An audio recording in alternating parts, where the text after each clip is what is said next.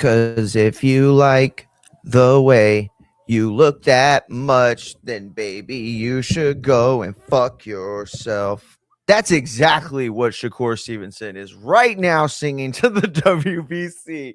Yo, what's going on, everybody? Mario Munguia here in Fight and Exchange. Appreciate everybody who's tapped in. Appreciate everybody who was tapped in yesterday.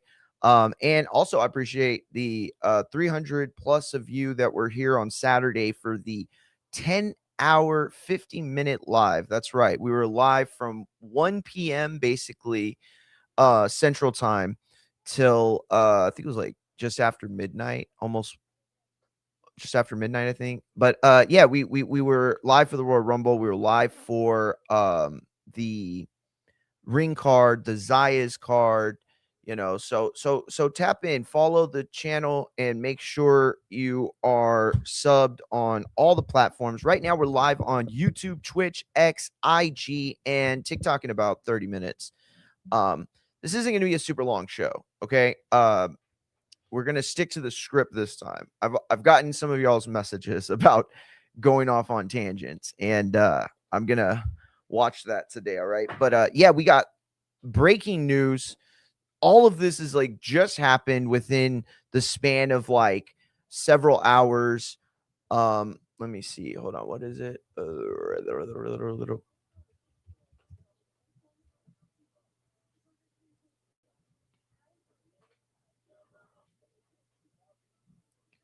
Canelo, we can hear you getting fatter. Can you just like chew a little less, like you're trying to fucking rip the meat off of a fucking animal?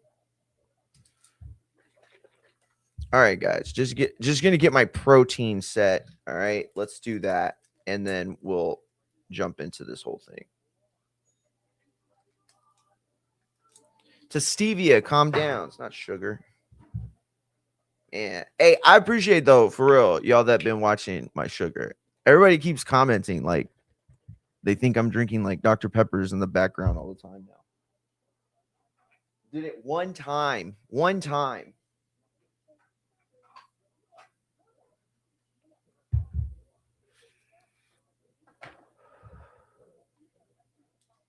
Gotta take my fiber.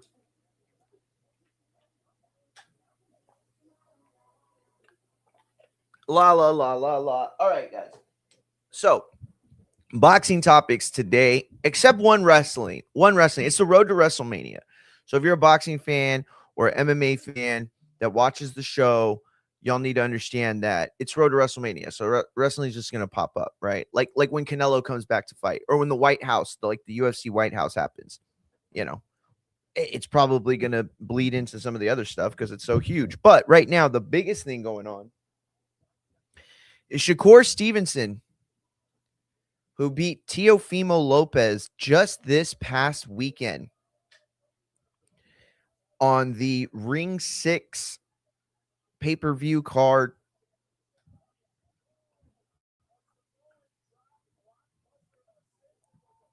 Shown on DAZN.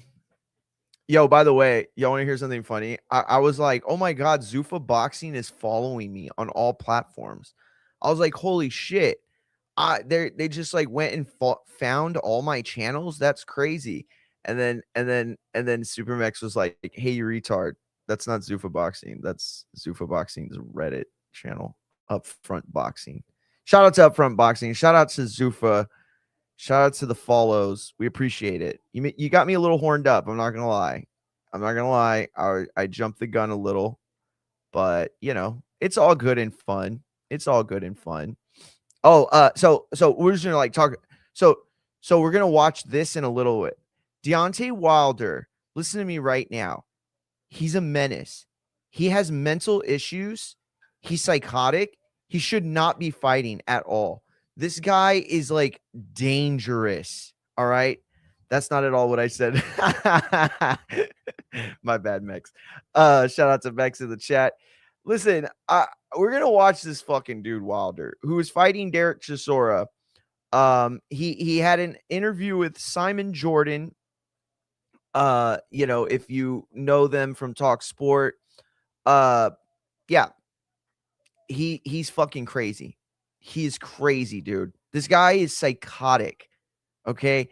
Deontay Wilder, let me tell y'all right now, missed the opportunity to be a wrestler. And honestly, I think he would have been a better wrestler than he was a boxer, even though he had like one of the biggest, if not the biggest, right hands in the history of the sport. I think he would have been a better wrestler because he knows how to cut a promo and he knows how to lie to himself. Bro, this guy, right? He's like lives in this delusional land. And I just wish that Fury or Las Vegas or both would just sue the fuck out of him. Sue him. Because in this state, listen, in this current climate, right, where there's nothing but fucking retards, that's what you got to do. All right, that's what you got to do. Look what happened to Trump, right? You know, most people that don't understand how America works don't realize that he tried to fuck America when he tried to steal the election by getting fake fucking electors. And so like literally people, like serious people, had to bring Fox News, Trump, and like a handful of other dipshits into court, right? And have them basically say we're fucking liars. We're lying on national TV. Fox News had to admit that they're not a news station, that they're an entertainment station. Fox News, listen to me. If you don't know this, please go chat GPT, go Google. If you watch Fox News, really, if you watch any right-leaning shit, you're fucking getting snowed right now. But that's not to say left-leaning is not snowed either. But I mean, it's clearly way worse right now for Republicans. But it's like, if you go look, right, it was like this whole situation where they just made shit up. Tucker Carlson got fired from Fox. They had to fucking let him go. He lied and said that this is what Tucker said. He said no reasonable person would believe what he was saying, and no rational human being would believe what Fox News was saying when it came to the election. Think about that. Think about that for a second, right? Think about that for a second. They knew they were lying and they didn't give a fuck. Right? Those are people that were literally trying to steal the election, like literally trying to say, no, we don't give a fuck what the results are. We're going to say this. And that's Deontay Wilder today, bro. When it comes to Tyson Fury and Glovegate, this fucking look what he's wearing, fucking looking like Pinocchio, looking like a black scarecrow Pinocchio and shit. Look at him dressed like a dipshit. Just dressed like an absolute dipshit. Look at him. And look at Jordan, though. Jordan with the, oh my, excuse you, sir? This fucking proper British motherfucker's never had a psycho giant black American in front of him, and he has no fucking clue what to do. No clue what to do. Anyway, we're going to talk about that in a little bit. That's going to be fun. And before we do that, let's do this. Oh, I have this other Stephanie Vaquer pick. Why is she sending thirst traps? That's what I want to know. We're going to talk about that. Also, we're going to look at this. The old school video game from WWE. Everybody's talking shit about WWE 2K26 and how it sucks. I mean, it doesn't suck. They're saying how like unrealistic it is. And this guy put together this little video. It's pretty funny. But anyway, I thought I had saved the other thing, but I guess not. Okay, so I'll just read the story to you guys. All right, so this is breaking just as Shakur responded to this as of 18 minutes ago. So if you could see this, don't make me sound like an asshole. That's what Mex said. I mean, you know, come on, Mex, you're sometimes an asshole. Let's just be honest. But I love you for it though, and I'm sometimes an asshole. All right, so Floyd Mayweather is suing Showtime to. Oh my bad, that's the wrong story. Where is it?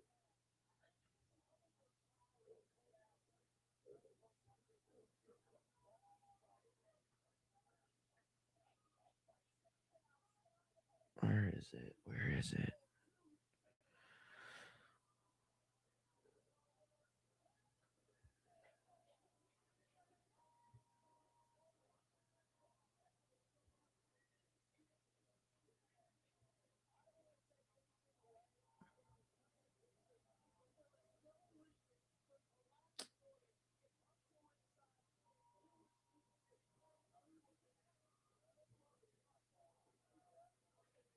All right, so let's see. Okay, Inside the Rings live. Shakur win over to blah blah plus President chain. I don't know. Where is this?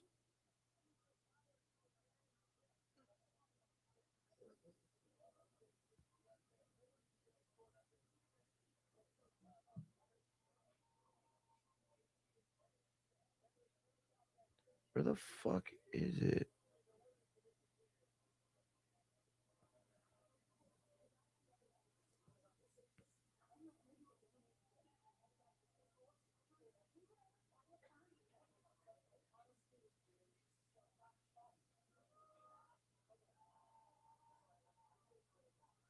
Okay, so Shakur Stevenson has been stripped of his super lightweight title. Oh, my bad, Matt's there. The champ. What's going on, Matt? Not So much, bro. Not much. Looking at these quarterly earnings, my job sends me just to tell me that they're gonna dock my pay. It's all right. champ, that's fucked. That's fucked, Yeah. champ. But Corporate but business, but I'm baby. glad you're here with us. Mm. Hey, we just gonna keep we're just gonna keep grinding it out until we don't need nobody no more, right? Yeah. Um, Hopefully this takes off. But what's up, bro? How you doing? oh man, I'm good, champ. I'm good. We just getting into like the crux of everything. And so I'm glad you're on because I don't know how to navigate this. Like this is crazy shit. Because it's like it's very complicated, right? So real quick, we'll just Yeah. get into it. Shakur Stevenson has been stripped by the WBC following his Saturday win, in which he picked up the what was it, the WBA, right? No, the The WBO, the WBO. ring and the WBO junior welterweight titles. So, um, that's what the story was until Shakur came out 18 minutes ago and did this. He said, "100K to some crooks who don't deserve it? Nah. Mhm. Liani, I rather give it to you, baby girl. The WBC didn't even have shit to do with this fight, and it's eating them alive. Take your belt. It don't make me." Which is huge words. Which is huge words. Came back to say, oh wait, uh, the WBC handed out interim belt. This is from Chris Mannix. Handed out interim belts so Canelo didn't have to defend against David Benavidez. But yeah, strip Shakur Stevenson 7 months after he defended it against number one contender. Explain that. And Shakur sounding off on that. Last one right here. Wait, where is it? And okay, right here. And I just paid these dudes after my last fight, says Shakur Stevenson 17 minutes ago. What the hell? I'm giving y'all 100K right now for because y'all got beef with Bud. So come at me for it. Whoa, those are fucking words right there, dude. Those are words right there for sure. Matt, just give us your initial take on this right now, like just first reactions. Bro, my first reaction was like this is obviously stemming from something, right? And it's piss poor timing that all this happened with Bud Crawford after the Canelo fight, and you have an uproar with the WBC, and then they right after that announced the Mario Barrios and Ryan Garcia fight, and here's Shakur Stevenson goes on Twitter saying, "Take your belt. Who cares? That's another fighter." And this is something that me and you talked about the last time we talked about the WBC is you can get enough fighters to say "fuck you" and your belt, and I don't need it. I'll save the money. So to me, honestly, my initial thought also was okay. It's either a sanctioning fee problem or he told them I'm staying at 140 because he did say if a big fight presents itself, he'll stay at 40 or he'll go up. And not for nothing, the WBC, as was pointed out in the tweets, they have made some exceptions to their rules for certain level fighters, certain fighters that bring them, let's not beat around the bush, the most cachet to their Exactly. name, the biggest fights in the world. And it looks like I wouldn't be surprised if Mauricio was trying to slap some kind of awarded belt, trophy belt on this fight, and they said no. And it seems like the war on the WBC has started. Yo, you are Let's set this up. absolutely right. The war Yo, cool if I has share the stream? yeah, of course. Whatever channel you want. I don't care. Yeah. Cool, cool, cool. So I think you nailed it. The war has started. The war had been started, right? And unfortunately, Shakur and I think also Bud exist in this weird place, right? Damn, who could I say? I don't want to make it like super political, but like I'm trying to think of like what war I could think of that's like these two countries, and then here's this country in the middle that's like, oh my god, what the fuck? Like, what do I have to do with any of this? Like, why? You know what I mean? And that's Shakur right now. You know what I mean? Like his connections to Bud, his connections now to Saudi, his It's like he's connections guilty now by association. guilty by association. Yes, thank you. He hasn't come out and signed with Zuffa. He hasn't said, he hasn't kissed Dana White's ring. He hasn't sucked on Dana's D or kissed the UFC wall. Like none of that stuff, right? Like none of that stuff. We've seen that from the other fighters and Robert Garcia, but we ain't seen it from Shakur. And so this is Suliman now trying to play 4D chess, right? At first, Suliman was playing defense terribly. He was trying to play defense by shooting out offense, right? Shooting shots, talking shit, all that. But at the end of the day, now he's active. He just got activated in this war. And he's saying, "Oh, no. I could see what's going on. I see the writing on the wall. All right. This is a Japanese horror movie, and a dead little girl is writing all over the wall. And we see it. You are preemptively now putting yourself in situations to keep the WBC looking strong. So you don't want any more people to be like, nah, fuck that, bro. We don't need that shit no more. Hey, just call me the ring champ, bro. Like he doesn't want these optics. You have to understand that the WBC is only where it's at today because of its history and current propaganda, right?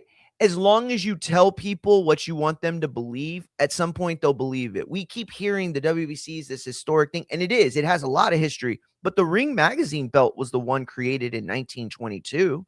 It predates the WBC belt by like a couple decades, I think. And then when you look at it, the WBC is the one who's actively contributed to the very problematic landscape that boxing now finds itself in, right? And you see the WBC and Mauricio Suliman and Oscar De La Hoya and all these old guard guys like, no, Zuffa's bad, Dana's bad. Oh, no, everything else is good. Oh, we're going to fix it. Oh, blah, blah. It's like, no, you're not, right? This is all like politics, right? The right, the left, they don't give a fuck what's going on. They want power. They want to be in control. It's like they know the country's going to get ripped off, right? They know it. So why not be the ones that are ripping it off? And that's the way boxing works today, right? They know that boxing is broken. They know that people are getting ripped off. Fans aren't getting what they paid for. They're broken promises every year. We know this, but these guys are fine with it as long as they're the ones making the money. Right. But now Oscar De La Hoya, right, there's a foreclosure and shit going on, and he's losing his fighters, and Verge is pissed, and all these things are going on. Yep. Oh, but now it's time to fix boxing. Now it's time for us to really get together and fix boxing. Shut the fuck up. This is all that fake peace shit. You know what I'm saying? This is that fake peace shit. You know what I respect? I respect the people that kept the G on October 6th. That's probably too far for me to say, but I'm just going to be honest. I keep it. The people that kept it 100 on October 6th, and then a year later we're still on that shit, bro, I'll respect you for that. I might not agree with your politics, but I respect you for that. But this shit right here is just nasty. Like all of it. Y'all want to be the ones in control of this filth? That's what y'all want? Because this ain't even the lies that we were once told before in the political realm. It's like, we're going to drain the swamp. Dana's out here not saying that. He's just doing it, right? He's just like, I'm just going to get out of all of that. And that's not to say that Dana's going to be the least corrupt or that Dana has the answers or that Zuffa's the way to go. Not at all. I'm not saying that. All I'm saying is that there's no reason arguing against this change from Zuffa if the old guard is still the ones that are going to be holding it down. And Mauricio did try to get in front of it by using like, according to the WBC rules, but he didn't really explain like what rule that Shakur didn't follow. So to me, it does just make it look like, we tried to get a part of this fight in some form or fashion, and they didn't want to let us, because the WBC is historically great, but it's historically great just because it's been a part of the biggest fights over the past like 30 years, and just in some form or fashion. They'll slap, like I said, they'll slap a belt on anything. They're like, bro, look how many commemorative belts they put on fights with their belt not even on the line. Word. You're absolutely right. And they've created like, fucking galactic international belts, fucking diamond belts, fucking, you know what I mean? Like, it's silly. Bro, It's yeah, like, the whole thing is they silly. got Like, the Aztec belt. They had remember Aztec the belt. Thank British you. belt for the Dillian White fight with I Tyson forgot about Fury. that one too. They made Yo, I like forgot remember about that one too. they made like a COVID belt for the Earl and Danny fight, bro. They're slapping the belt Mm, everywhere. I forgot about that one too, bro. Shit. Yo, this is such a bad look, Matt. But what do you think um as far as the look for WBC? Is this something that paints them in a worse light than they were already in? And the reason I'm asking is like we saw Mauricio Suliman do Ariel Helwani show, right? And that traction wasn't great from it. A lot of people thought he sounded like a little baby talking shit about what he doesn't get. And I agreed with that. He sounded like a Oh man, I corrupt was meaning FIFA to listen to that. official. That what's I that? was meaning to listen to that, and I was meaning to listen to that interview too. I completely forgot to listen to it. But It yeah, bro, it's basically he was, like, complaining about not being allowed in the ring, not getting hotels or yes, I tickets saw or that whatever the clip. fuck. I saw you review that clip about him not being allowed in the ring in the Canelo fight, and where he said, "Well, I'm gonna do it anyway. You're gonna have to, toss me out if you're gonna have a problem about it." And to me, like, Yeah, it was an undisputed fight. His belt was a part of that fight. I get it, but like, bro, like, what other sanctioning body is doing that and making such a huge deal about it? It's my thing. exactly, exactly. Super Mex in the building. Champ, what's going on? Hey, you lost some weight for sure, for sure. I see that now. I seen it on social media before, but now it's, like, very clear. Can you hear us? No, you can't hear us yet. Alright, That's not. so while Mex is working Yo, on that. can Yeah, y'all yeah, hear me? I can hear Ah, you. I got you. Can you Can hear y'all us? hear me? Okay, I We gotta can hold hear on. you. I cannot hear y'all. Give me 1 second. Let me figure out what's No going on problem. my headset. Check No your problem. settings. Alright, let me Yeah, mute him put a up hat real on. quick.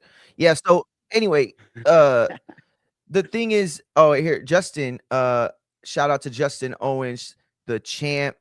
Not home is crazy. He said, "Well, as a casual, wanted to catch fights last weekend, but didn't because I'm not paying $70 for it. Damn, see, look at this shit, bro. This guy Supermax sucks." Yo, shout out to Justin, bro. I love having Justin on the chat because he gives us a window into what the casual fans are thinking. You know what I'm saying? And he did that for us, when we were talking like Zuffa and the heavyweight titles and stuff like that. But ultimately, dude, I don't know. It's like Shakur is in a position where the future is bright, right? Like everything is up for him. But I do want to ask you something though, real quick, Matt. What's I got up? into a debate with D Style yesterday. He says Shakur's number one pound for pound.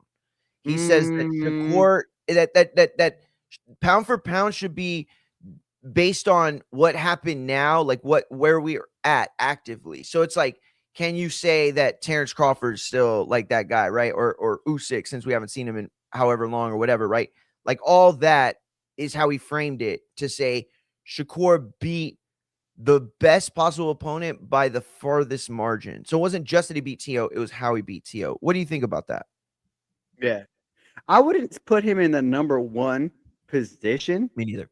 because I'm one of those people. Like, granted, he's been a heavyweight for a while. I'm one of those people that sits Usyk at number one, and I had him there until Crawford did beat Canelo. Now, don't get me wrong, I can see Shakur being in that top three conversation for sure, top five, for sure, top five. But top three is a super good debate because I understand what D Style is saying by like it's essentially the "what have you done for me lately" conversation, and that's what I kind of don't Exactly. like about it Exactly. because That's exactly what it is. nobody else has gotten in the ring. Inoue did just fight last month, and his dominance stayed, but I guess you could take a couple points away for his performances dipping in the fact that his knockouts have waned, and he's not really picking them up like that anymore.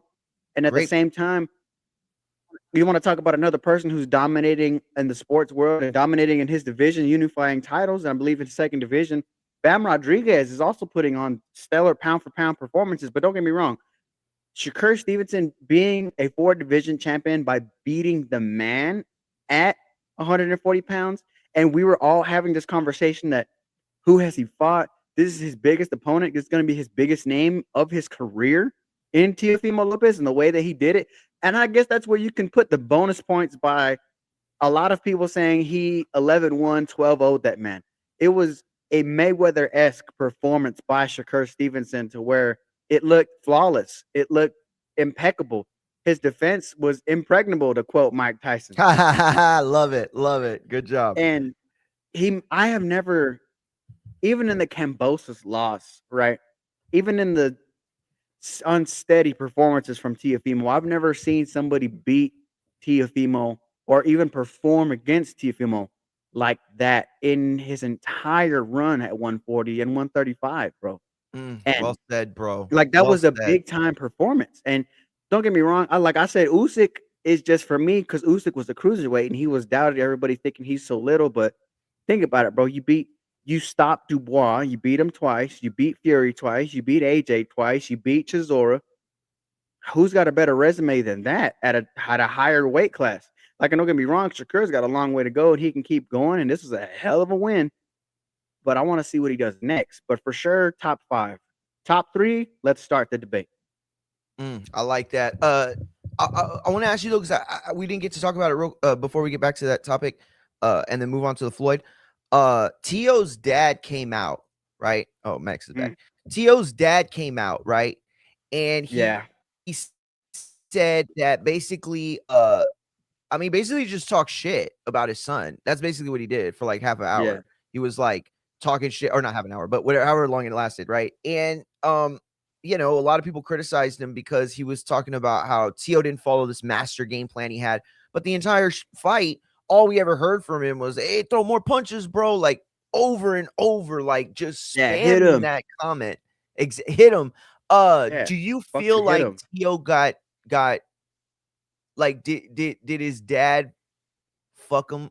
Like did he diss him hard, like too hard? Did he go like, what do you think? Was that fair from his dad? Do you think it's fucked up? Like tell me about it. I think his father did him a disservice for sure by coming out the next day and saying that he didn't follow this master game plan that he had laid out for his son. And by, he gets this way when he gets emotional and his head's not in the right space, just kind of really throwing his son under the bus. And instead of, he took a lot of credit away from Shakur beating Tio compared to saying like, hey, look, we were trying, he was just a better fighter on this day. My son will come back stronger, this and that, things happen, right? But it's a lot worse, especially like you were just saying, when we're listening in the corner as fans on TV and we're hearing you just say, you got to hit him, bro. What are you doing? Where's your power? You got to hit him. You got what instruction is that? And I know that there's people in the corner with Tio Sr. who are probably giving Tio his game plan for sure, because that's what it looked like to me. And it looks like they're putting out a game plan prior to Tio Sr. really saying something or getting something going on. But to come out the next day, to come out the next day and say that and do that to Tio is not a good look, bro. Not a good look post fight. Not at all. You know why? You know why I say that? You know why I say that too?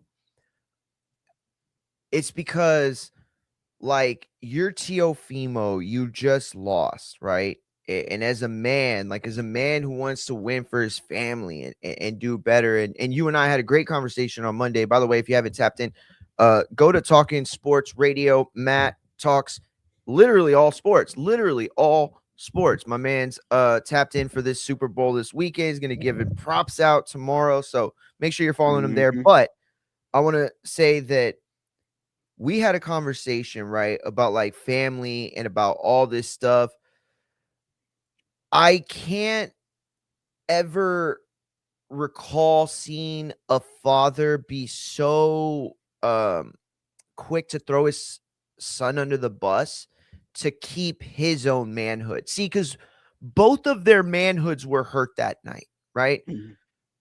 Tio's for getting beat, but also getting dominated. And then Tio's dad for, all the criticism of him not being a good coach, of him not, being at the level that Tio needs anymore, that Tio's surpassed what he can do for him, right? That he's a drunk, that he was drunk at the presser, that he was high on coke, all these things that have been said about him. So when he loses that fight, his subconsciously is like, wait, are people right about me? Right? So instead of, going back to the drawing board, focusing, doing what a man does, right? Rebuilding. He says, nah, I ain't gonna rebuild. I'm just gonna knock down the house right next to me so mine looks bigger still. And that's what he did to his son. He shit on his son and made it seem like it was his thing, as opposed to the fact that, I don't know, man. Maybe you're only cut out for the juniors. Maybe you're only cut out for the amateurs. Maybe you're only cut out for a certain level. And then once somebody surpasses that, you don't have the ability to turn anybody elite. I don't know. It feels like that could be the reason, but I just think that's that hard. all of this got gross. I think it's not even like fully like he can't create an elite fighter because he still accomplished the things he did under his father. I think True. he just hit. This is as far as his dad can take him, is what the real point is for me. And it's like especially if he is like like they said there, he was allegedly he's drunk in the lobby of the hotel, or he's been having health problems, and we're bringing guys in. I think it's time to just go further than bringing another guy in. Maybe Tio Senior needs to be the one that takes the step back, and somebody else needs to take the charge, bro. And Teofimo himself, Junior, needs to look and like, is this like Brian Norman Jr. just did it? Like, okay, is this the best point for my career for us to keep going? Because look, Norman Sr. did the same thing. Say that his son wasn't listening, didn't follow the game plan, wasn't doing the instructions we told him. But then you go back and look at those instructions. Those instructions were bad too. He was saying Very true. He was telling Norman Jr. that he can't hurt you. He's not really hitting you. Just go in there and put your power on him and hit him. And bro, we all saw Brian Norman getting beat up by Devin Haney. So it's essentially the same situation. To me, like I said, it is just the fact that maybe this is as far as Tio Senior is gonna take Junior, and maybe it is time for him to maybe branch out to somebody else. You don't have to completely fire your dad, but somebody else maybe needs to be the lead. Do it like Ryan Garcia was doing. Ryan's dad was still in the corner, but he wasn't the lead trainer after that time. He's back now, but it's not bad to maybe go see a Robert Garcia and put him in the head trainer position, or man, who else would be good for Teofimo? That's what I was gonna say, because I remember you said it, or maybe it was Supermax, but I know one of y'all said Robert Garcia. Yeah, I like that one. I like that for Tio. I was saying Robert because everybody likes to say Eddie Reynoso, but I don't think that style of single punches and big punches is what's gonna work for Tio. Tio's like super athletic and very quick on his counters. Shakur Stevenson was just quicker. So I feel like somebody like Robert, who's got a very good and aggressive style, if he can teach him to punch and move while coming forward, like if you look at Virgil, you look at Bam, you look at man, what's my man's name that's gonna fight Hitchens? Fuck. Blanked on it. He fought Ryan Garcia. But yeah, like you look at those guys like that, bro. To use proper aggression when you're coming in the ring. Yeah, Oscar Duarte. You look at those guys and you're like, that style would boost Teofimo, because Tio's at the point where he's learned all he can learn. You just gotta keep him tuned up like a nice car, bro. You gotta keep fine tuning that engine. You do this so much better. You do this so much better than people that get paid to do it. But that's true, bro. That's what you got to do. Oh, you're fucking right. Listen to me. You are so right. Every single name you've mentioned is on that point.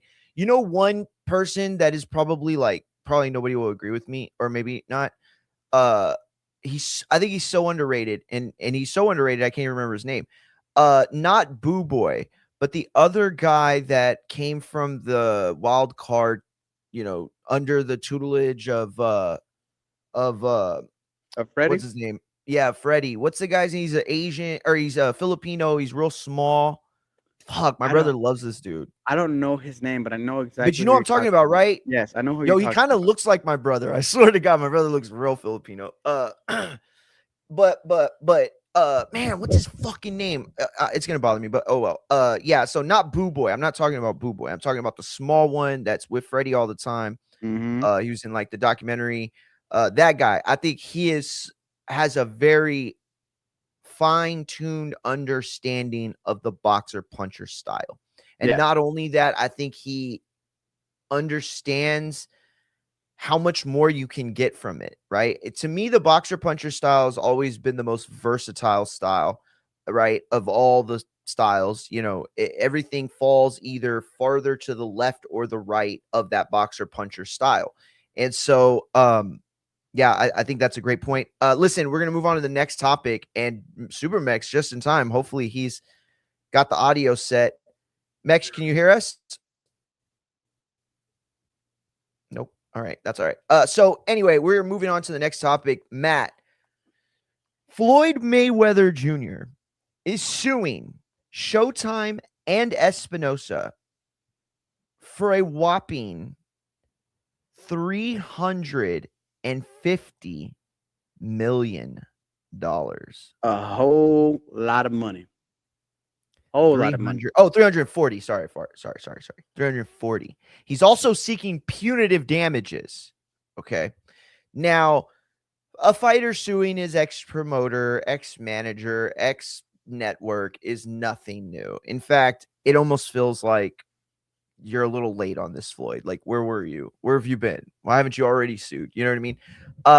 But Matt, and I want to get your point on everything, right? The lawsuit, what you think it could be about, like, because it can't be they just didn't pay him what they owed him. There's no way. This has to be some sort of situation where he put money into it, or he had his own like investment where he got points on the back end. Now he's saying that Showtime sent a portion of his money to Al Heyman, or to funds rather, that Al Heyman could control or had control of. But that doesn't explain anything because Al Heyman's not on the lawsuit, Matt.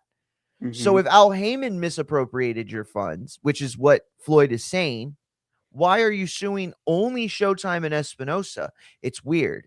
It's some diabolical shit here that's going on.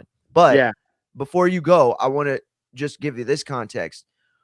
What does this mean for boxing? Because Al Heyman has been one of the reasons boxing survived. I don't want to give him credit in the sense of keeping boxing in like a stable place. That's not what he did. In fact, if anything, he's partly responsible for why boxing's such a shitty position and so overpriced with fighters. But ultimately, De La Hoya couldn't have done it with him by himself. Schaefer, none of these guys, top rank, all of them, they all ended up going to Heyman, right? That's how it ended up working out. And everybody thanked Heyman for years, Matt. As the moment you were done, you weren't gonna, not your mom, not your kids, not God, not Jesus, not Muhammad, nothing. Fucking Al Heyman. That's what it was. What does this shift signify to you? And talk to us about this whole situation. What are your thoughts? This whole situation was weird to me when I seen it on the headlines this morning, because I was questioning that too, of why isn't, if this is involving Al Heyman, why isn't Al Heyman involved in the lawsuit itself on either side, possibly as a witness at some point? But my brother brought up this point earlier today where it's Floyd Mayweather has a hard case of what money was he supposed to get paid if his guaranteed money got paid.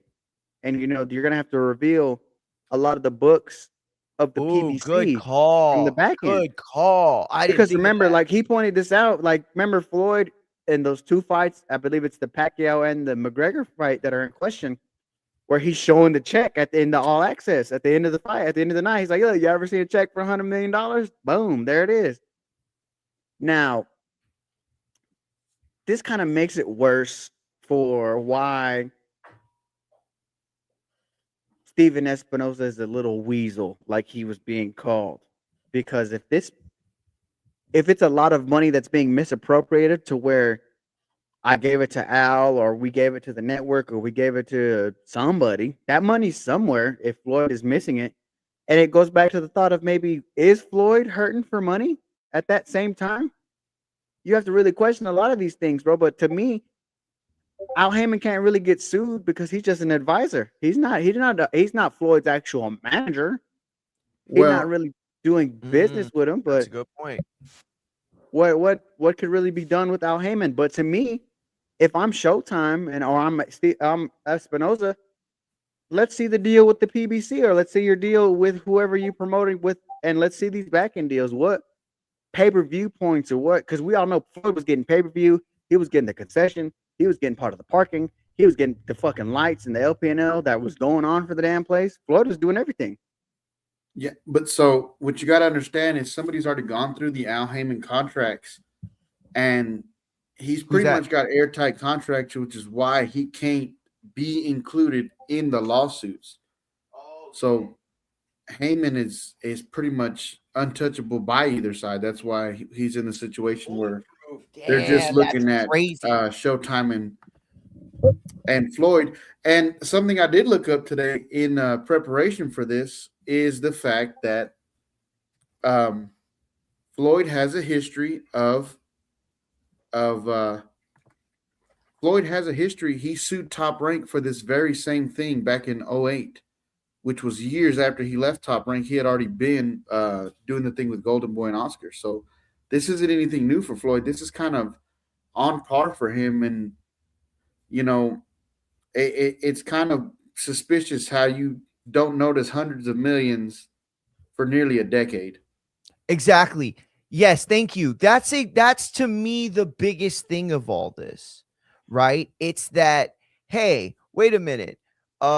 You've been going around the whole world spending fucking millions, bro. If y'all don't realize this, right? Like there are clips of Floyd buying like literally like $5 million like jewelry or like clothes that adds up to like $500,000, right? Those videos are out there. This guy's been spending like he had all those, the 340 million. So I agree. I think all of this is really weird and fishy. I think Mex, you put in perspective very well why Al could be outside of it. But I want to ask you all this, and Mex, you could go first. The landscape right now of boxing is changing, right? Zuffa is coming out on a full press full press offense on the entire landscape of boxing, the full old guard of it. And as me and Matt were talking about before you jumped on, everybody used to think Al was the guy. But now with this shift and it potentially signaling other fighters, younger fighters, wait a minute, maybe Al isn't the guy to go to. Like maybe this isn't the what could this mean for Zuffa boxing? Does this lawsuit signify a potential bigger opening for Zuffa to fill? I don't think so because No? Showtime is long gone. I mean, Fair. But Floyd Al's is still long gone. very Showtime active is in long the gone. sport. Zuffa's going to have some impact. It's like everything in boxing, man. When Oscar was the new hot promoter in town, everybody was going to Oscar. They were putting on all the fights. Then it went to PBC. Then it went to Matchroom in the Zone. Then it went to, now it's with Turkey. This is one of those things where, we get the new toy, the new shiny object, and, just another things to settle about it.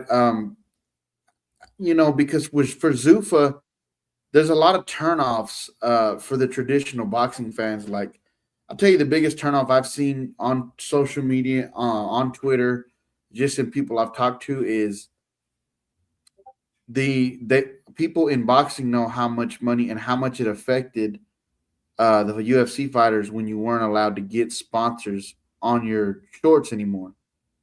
It's not a good look, man. You're taking money out of guys' pockets that are the ones laying their life on the line. They're gonna get some names in there, but ultimately, I think Dana, you can't take down something that's just that deep and that far driven.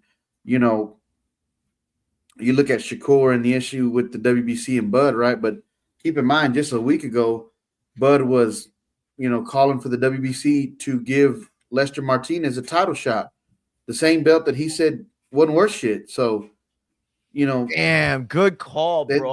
there's a deep seated history that you just can't uproot, man. You can't come in here Just like in MMA, man, Dana's got such a head start on people that PFL, WEC, whatever these organizations may be, they can't just come in and uproot the big dog. You know what I mean? Dana is not the big dog in this situation. He's PFL, he's Bellator, he's the new guy on the block trying to change things up, and it'll be hot for a second, but ultimately, I don't know that Zuffa will be around in 10 years from now. I don't Whoa. think Dana's venture in the boxing game is going to last too long. I think it's cute and fun right now, but there's too many other options, established options. You got Fundora and Thurman going on pay-per-view. You know what I'm saying? Pacquiao, whoever he goes, that's a pay-per-view. Those guys are still going to see that business model and know, man, I can make a shit ton of money. Matt, And what? keep in mind Go the factor, the dark horse in all of this, though, despite the pay-per-view thing, is Netflix is getting more and more heavily invested into boxing. I think that let's be honest with you, Netflix is the monopoly. They are the name whores. They signed the Dave Chappelle's. You know, they put on the events like that. They gave a guy like half $1,000,000 or whatever the fuck it was to climb a skyscraper. So, you know, they don't need Dana. They don't need Turkey. They have their own bag. You know, I'm sure they can facilitate, but if you got the right star in front of you, Netflix has a bag for you. And by the way, the reports are that Anthony Joshua and Fury are going to fight under Zuffa boxing and Rider season, and it's going to happen on Netflix. I don't know if that's true. I don't know what the rumors are, but that would be massive if it goes to right, Netflix. like crazy, dude. Massive. Especially with the whole Paramount Plus thing. It's just, I don't know. It would be massive, though. You're absolutely right. Matt, what do you think of Mex's overall point? First of all, you know, is Zuffa going to be around in 10 years? And can they take advantage of this situation where the top era's representative fighter and his top era representative advisor now show a significant split? Is that something Zuffa can take advantage of? And they can, because it seems like they're taking the same game plan like when the UFC was starting to get hot. They're taking all the young names that don't really have a place to go and they really need fights, and they'll take the money. They'll take a low guaranteed contract just for the simple fact that it's money coming in and they're getting in the ring. Exactly. How high of a star can they get? I'm unsure, because it's not like a Bud Crawford or Shakur Stevenson is going to walk through that door. Granted, as we saw Saturday, the belt and the rankings that they acknowledge are the ring, and they already have a ring champion in Jai Opatai about to fight next month. But it's like my brother was saying, that the pay-per-view model still exists. The pay-per-view model is, so if you, in boxing, it's different than MMA and the UFC, where if you're a big enough star, you can branch out to any other opportunity that's out there.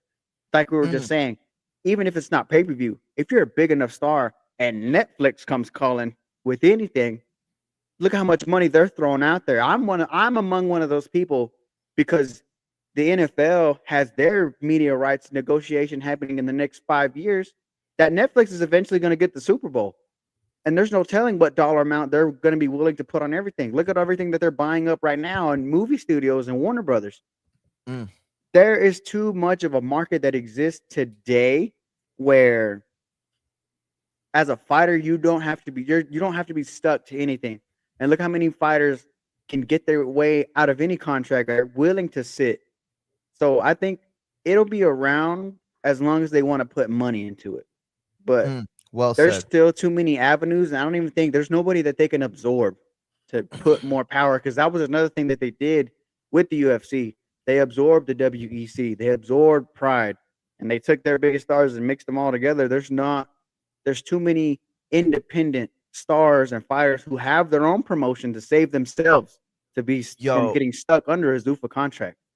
I'm so glad you said that. I wanted to challenge Mex's point, because Mex's point was great, but that was the only problem with his theory, was that there is no UFC for boxing, right? So like, even though Mex, you're absolutely right. At this point, Zuffa represents Bellator. Zuffa represents Strikeforce. Zuffa represents all the other smaller, major promotions in MMA that were under the UFC. But the problem is there is no consolidated UFC, right? It's like the other. That's all it is. And Zuffa represents the other, right? So it's like taking apart and dismantling the entire old guard. I never thought it would be possible, but with what they've done with the Ali Act, everything just systematically seems to be working Well, in their favor right now. the thing with the Ali Act though is overblown, Mario. People forget that Ali Act is only effective in the United States. It's not relevant in the rest of the world. So very good point. Very good point. That's a U.S. congressional act, so it's not that big of a deal. Like I said, the thing is Dana, I think, thinks he's gonna find this well, and people got this thirst for boxing. Let's keep it a buck here. The UFC is desperate for stars. Very true. They don't have stars right now, and he's learning that, and I think he's just trying to take a swing into boxing because he feels like it'll be a fresh move for him. Dana White doesn't know how to create a star, and he doesn't know how to protect a star. As much as we bitch and complain about sometimes these fights over marinate, and God knows they do. Part of that is, the Mayweather effect. Part of that is our fault. But, man, there is an allure to having a fighter that, you want to you build. The UFC does not build fights. They have an opportunity to do that right now. If you can get John Jones and Aspinall in the ring, which is highly unlikely, but that would be the biggest event they ever had by far. They could go back to a pay-per-view model and probably do over 1 million buys just for that fight. They had the opportunity to do John Jones. Oh, that's a very good topic. Very good. That's a TikTok. I'm gonna steal that TikTok from you. Sorry. Yeah. Go ahead, man. But yeah, like that is the thing about it is sometimes, and now in boxing, the problem is a lot of times the fight doesn't deliver, right? Or we get some fuckery in the ending, in the decision. But, and as much as I hate to admit it, right, like Spence Crawford in a way did deliver because it set Bud on this trajectory to where he landed a Canelo fight. Then he beat Canelo. Canelo was a cherry on top. Canelo wasn't the big deal. Wow. I've listened to me, Mex. If you wouldn't have put it the way you put it and you would have just said that, Spence Crawford ended up working, I would have been like, Mex, are you smoking now? Because are you forgetting like everybody was mad, everybody thinks rough, but you're absolutely right. Maybe it didn't end up great for both of them, and that's what we hope for from those kind of big 1A, 1B fights. But at the end of the day, you're right. It was a movie, and it led to that Canelo fight. And I still think it actually is going to turn out to have worked out well for both because, me and Matt talk about it all the time. Anytime Errol Spence posts him fucking running, the internet's going crazy because the loss aged extremely well because Bud went on to do what he did. So now it's not held against Errol that he lost to the greatest fighter of the generation and quite possibly, one of the top 5 all time. And there's a big percentage of the fan base who won't lie, including myself, do still believe that fight wouldn't have played out that way if that accident never happened. So there's there's still some upside for Errol Spence. So that's one of the few, we take for granted Triple G and Canelo the first time because of the bad decision, but we didn't wait people have such revisionist history. Mario, you were around back then. I was around back then, and me. I'll go back and roll tape. Nobody was asking for Canelo Triple G until Canelo signed to fight Cotto, which was in the summer of 2015. It was Cotto Triple G. That's what it was. Cotto Triple G. You're right. Yes, you're right.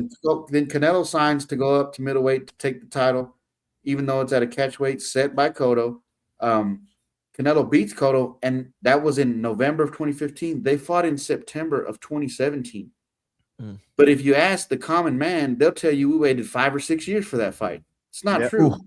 Yeah. We had within 3 years they fought twice. Mm-hmm.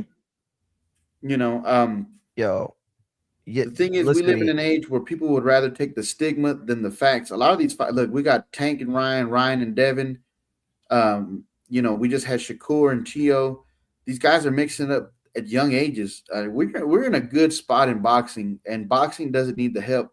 What we need is for people to just really pay attention to the fights that we're having made.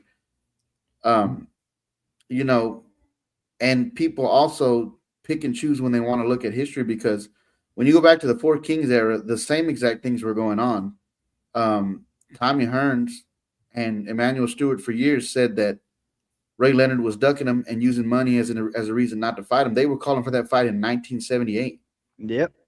Yo, So Mex, you're killing this. I got it marked down 110. That's the clip. I mean, I'm gonna leave out the part where you talk about the wreck and how Spence might have won, but the rest of it's going in there, champ. Very, very great points. I am so glad you touched on all those. And by the way, if anybody wants to challenge Mex on what he just said about the Four Kings, because that does get controversial. I've said it before, and people come at you. Do me a favor. Don't click the link and come at him yet. Go to the Paramount Plus app and watch the Four Kings documentary. Then you can come back, and or you can you'll probably you at can that simply, point say, "Sorry, Mex, you were right." yeah, and you can also simply just Google some articles, about that time period. Yeah. Ray Leonard and Read a and book. Hagler took how many years? Yeah, bro. Sugar Ray Leonard purposely waited out Hagler, and he retired in front of his face, acting like he was going to make the fight, and waited 3 years later to make the fight. And that was the fight everybody wanted. Yo, And I'm shout out clipping that. to the I'm old clipping that. TVV Read days, a book Mario. line. But before he passed, rest in peace, Emmanuel Stewart said those exact same things on an early episode of The Boxing Voice. If you really want to dig into the archives, this is, again, you'll hear it from the horse's mouth, the late great Emmanuel Stewart. Well said, bro. Well said. Listen, Matt.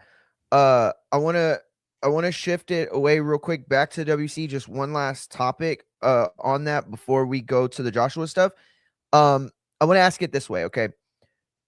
I think the WBC is moving the goalposts, and I think it's political, right? That said, though, okay, that said, and I very much appreciate Mex being on this, because I feel like Mex tries to be like this as well, where you can feel, but at the same time you got to think beyond the feelings, right? So I look at it and I say, well, Shakur got stripped, okay. He didn't pay his fees. I don't have a problem with him not paying his fees, but that's a sign that he's not going to keep the belt. A belt in a weight class that he's no longer competing in. A belt in a weight class that is not 8 or 9 pounds away from the weight class that he'll be in this time next year, 147, if not by this year, by the way, right?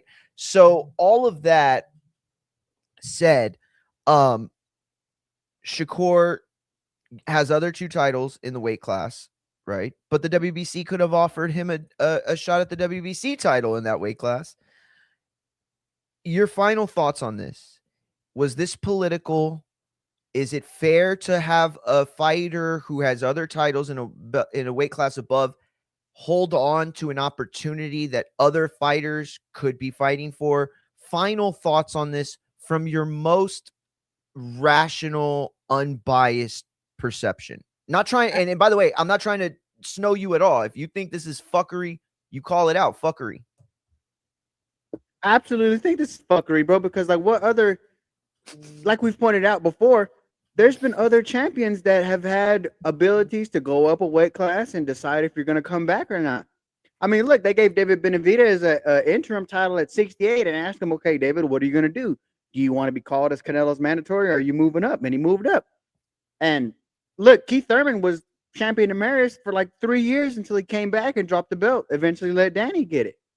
So to me, this was obviously a dig, because like I said, Mauricio tried to explain in the post some rules that were not followed, but there's too many examples where the WBC makes exceptions.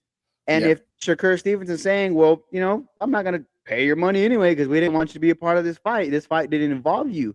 It's obviously hurt feelings, bro. And it's just another bad look for the WBC, where they're trying to still save face from the Crawford situation, and it doesn't help that it's somebody that's affiliated with Terrence Crawford. You know, Damn, I bro, think you nailed I it. think Max, you're up. Shakur hit it on the head in his tweet, man. You're getting at me because you're mad at Bud. That's really what it comes down to. Because Matt brought up a great point earlier. The fact of the matter is, WBC right now is looking terrible. The credibility has always been wishy washy, but you're talking about this month, I think. Mario Barrios, coming off 2 draws, is somehow still the champion and is defending the title against Ryan Garcia, who's coming off a loss and a no contest where he failed for PEDs. And this is your world title fight in the glamour division of boxing, the welterweight division. And now you want to rain on Shakur's parade because you're mad at his boy Crawford.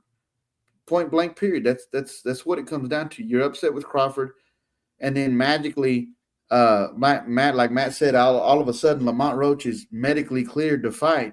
And making his way back down to lightweight. And he's back at 35.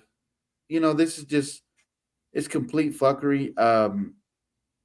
And I've met Mauricio Suliman. He's a great person. Yeah, you've been on with us when we've interviewed him before. Yeah, and I've met him in person, shared a drink with him, had extensive conversations with him. He's a great guy, but this is hurt feelings. This is pettiness. And it is what it is, man. We have the right to just say, hey, bro, cut the bullshit. When you have Barrios and Ryan Garcia fighting in the other than heavyweight, the most prestigious division for what you want us to still believe is the most prestigious title. Look, man, image is everything, right? There's a quote from Al Snow once that says, "You're not the biggest star in the world because you're not the biggest star in the world because you're saying you are. You're the biggest star in the world because you act like you are." Right now, the Ring magazine is the biggest, most prestigious title in the world because they're acting like that. They're acting like, and they're And making. they've always done it too. Yeah. Hey, let's not get another thing confused. We are the title. We are the belt. We are number one. And the let's WBC not get another thing confused. Though. The biggest fight they're trying to make is that Ryan and Devin Haney rematch, and it's another fight the WBC wants to be a part of. What better way to get in there than to see if Ryan Garcia can beat Mario Barrios? Exactly, bro. Man, I want to tell y'all, by the way. Okay, real quick. I just gotta pause this. Y'all are bringing so much background to this, and it's very impressive how y'all remind me of my brother Ryan. He's able to pull facts from the past without, like, you know what I mean, like he's able to just remember them. I don't know how y'all fucking do that. Maybe it's me smoking, but I didn't smoke when I was younger and I never was able to do that. But let me tell y'all, you need to understand what these guys are saying here, and they're saying kind of the same thing but in different ways, but also like making it full circle, because ultimately what they're saying here is that this is the same sort of thing that we've been getting from these people from day one. Like, they've always used the rules to cater to the fighters that they want to promote. And what Mex is saying right now is essentially that we're in an era now where everything is like being not clocked, but like everything is under scrutiny, right? Everybody's fighting for that top spot, and it's as wide open as it ever was, right? Oscar De La Hoya fucking for closing on like offices and shit like that. Fucking Verge suing him. Ryan's never had, like, this guy is on the verge of fucking bankruptcy. Top Rank still showing fights on their fast channels. I mean, don't get me wrong, I love it as a fan, but from a, like, if I was a stockholder in Top Rank, I wouldn't be happy right now that Barao and Zayas was on fucking Tubi and Roku free channels. Again, I appreciate it, but yeah, guys, this is such good stuff. Seriously, I'm so glad that y'all were able to come on and really put this into perspective. Yeah, look, and like you said, Mario, right now everything's hey, under shout out Bruce Gas, champ. Everything is under such scrutiny that, like, when Dana comes in, you and Dana are fighting, and you're saying these guys are scumbags and pieces of shit, and this scumbag and piece of shit behavior is happening for all of us to see. What can you what can you do? How do you defend it? Yeah, exactly. Real quick, I want to make this, I want to get on this real quick before we go to the Wilder stuff. Alex, shout out to Alex in the chat. Appreciate you coming over from talking about radio, and at the end of the day, appreciate you being in the chat. Listen, I want to make it clear right here. He said Floyd Mayweather is not broke. He is still the richest living boxer in the world. TMT all motherfucking day. Okay, obviously, Floyd Mayweather fan, I respect it. Not, hating on that aspect of it all. However, I do want to make some very clear points here as far as what you say him being rich. And again, shout out to Bruce. Go follow Bruce Gass in his show. He's awesome. The thing is this, there is a lot of evidence that Floyd's been broke. First of all, if you like, I'm deep in this streaming shit, right? And I know Mex follows it. I don't know how much Matt follows it, but like, the live streaming and Kick and all that, I keep up with it. I don't like it. I don't fuck with those people, but at the end of the day, it's like you have to pay attention to the top spots. Like if you're a writer, you have to algorithm brings it forward. Exactly, right? Like one of my biggest TikToks is Ryan Garcia on with what's his name? The big roided dude that has that gym in LA, and he always has everybody on, and he put on like Steve Will Do It and the Nelk Boys. He's a big jack dude. What's his name? Fuck, I can't believe I forget his name. I used to watch his YouTubes all the time to learn how to lift. He has a gym. He does like, anyway, whatever, fuck it. But Ryan Garcia was on his stream, and I clipped it, and it did fucking like 15,000 hits. You know what I mean? Like within the first 2 days. So this shit's important to keep track of. But if you keep track of that stuff, then you know that Floyd Mayweather has gone and got himself caught up in some shit in Russia, right? He got caught himself up with an oligarch who they say he owed several $1 million to, based on where he stayed at some casino or hotel. It was something like that, right? They literally kept him there. That was a story that very few people even talked about. That should have been like an American international incident. They were holding hostage an American because he didn't pay his fucking bill. And that's Floyd Mayweather, the guy in Dubai too. Richest boxer in Dubai. I was just about to say that. He got chased out of the streets. First of all, it was a bunch of, anti-Israel protesters, but there was also two people that nobody knew about that were chasing him because he was trying to get out of paying his full $20,000 bill.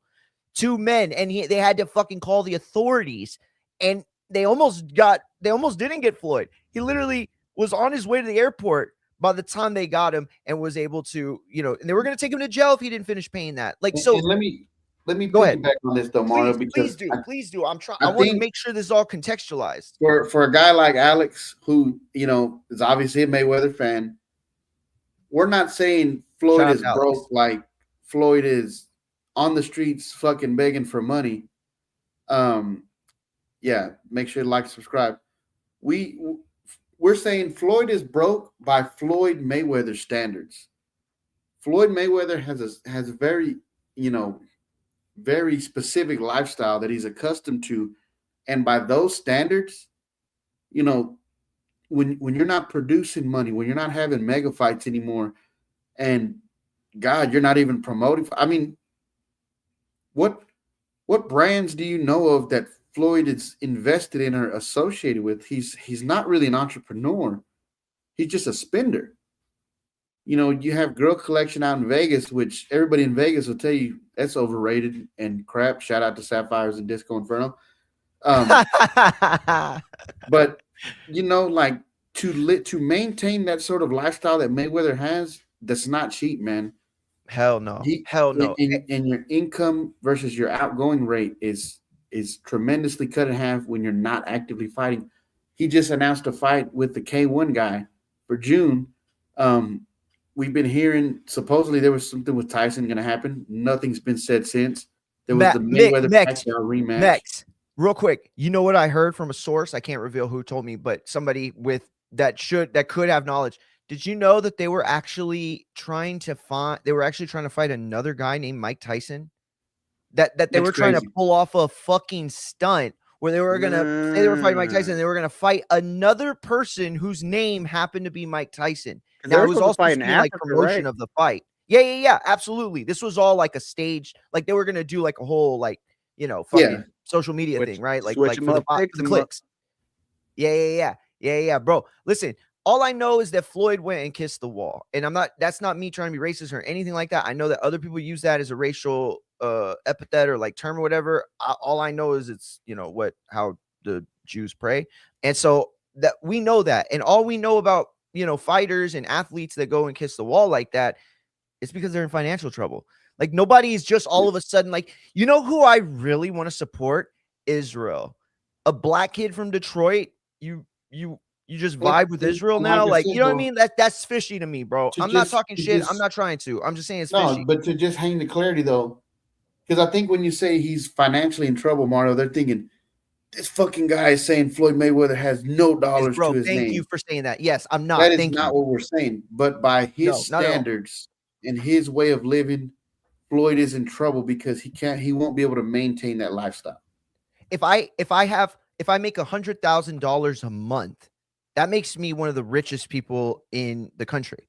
Okay. But if my house and my mortgage and my cars and my daughter's tuition and my wife's fucking, pills and drunk lifestyle make it that I'm spending close to $500,000 every month, then I'm a broke motherfucker, even though I'm one of the richest motherfuckers in the world. Right. And by the way, if you don't understand this, most people that are rich, they're rich on paper. We rarely know what they actually have. And that's one of the things that people are saying. Mex, you didn't say this on the show. Matt said this for you, but I want to give you props because Matt said that you said that one of the reasons that might not have had Haymon on the lawsuit is they don't want to open up the books, right? They don't want to, and that I think could be the biggest problem for Floyd. Floyd's assuming that there was a bunch of hundreds of millions of dollars made. But remember, Showtime stopped showing us the views in an era where everyone expected the pay-per-view numbers to drop like X amount of time after the pay-per-view. This guy's pay-per-views never drop. So what were the numbers? Did Showtime make hundreds of millions, or were they just telling us how big a star Floyd was? But the Al Snow comment, like you brought up. This Haymon contract, especially when a lot of people are digging into some of their Haymon contracts, these are like 360 deals. Yep. So, who was paying for these Sprinter vans? Who was paying for Floyd's? Who's paying for the fucking tours? Press tours. You're doing press tours. You're going to different countries. You're doing 8-city tours on private jets. Where do you think that gets paid? That somebody's got to pay for that. Just for clarification, a 360 deal is a deal for which the total expenses are, afforded to your contract and overall pay, right? So like example, like you're saying, like he's flying and he's taking, limos to these press conferences and all this stuff. Like ultimately that's tax to Floyd. Like, and you're bringing your security, you're bringing in a shit ton of people on your, like, I didn't even think of that part. Those things don't pay for themselves. No, not at all. And the biggest thing that, I think Matt brought it up, but if he didn't, the biggest thing I think is going to hurt Floyd is when you go to the All Access epilogue episodes, when you go to the press tour with Conor McGregor, and first of all, who the fuck has a $180 million check that they didn't cash? Shout out Coach Rivera in the chat. Appreciate you, champ.